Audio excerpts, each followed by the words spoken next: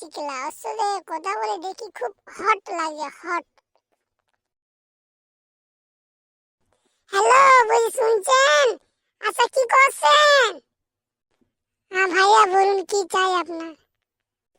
আরে শালি, তুই ভাতারকে ভাইয়া বলছি? এই শালি, আরে আমি একদিন যে বাপের ঘর গেলাম, তুমি তো একদিন আমার খবর নিলে না।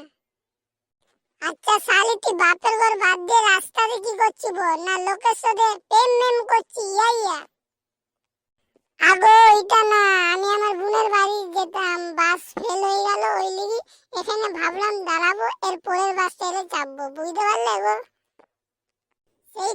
সেইটা বুঝলাম, কিন্তু তুই দাঁড়িয়ে থেকে লোকের দাঁড়ান ঘর দিকে চেয়ে চেয়ে কি করছিস এইটা বল আমাকে। না গো, একটা ছোট বাচ্চাকে দেখলাম তো তাই একটু চাইলাম।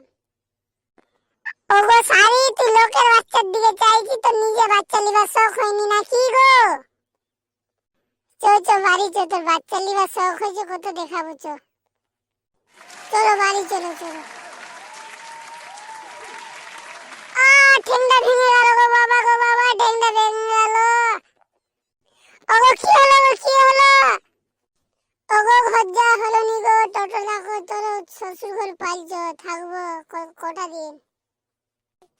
আচ্ছা ঠিক আছে, চলো চলো, বাপের ঘর পাইছো। তুমি এখানে বসো, আমি গাড়ি দেখছি, দাঁড়া বসো, আবার অন্য জায়গায় যাবে না। না গো, বসতে পারবো না, এক পা তুলে দাঁড়িয়ে থাকি, তুমি যাও ডাকো। আচ্ছা ঠিক আছে, ঠিক আছে।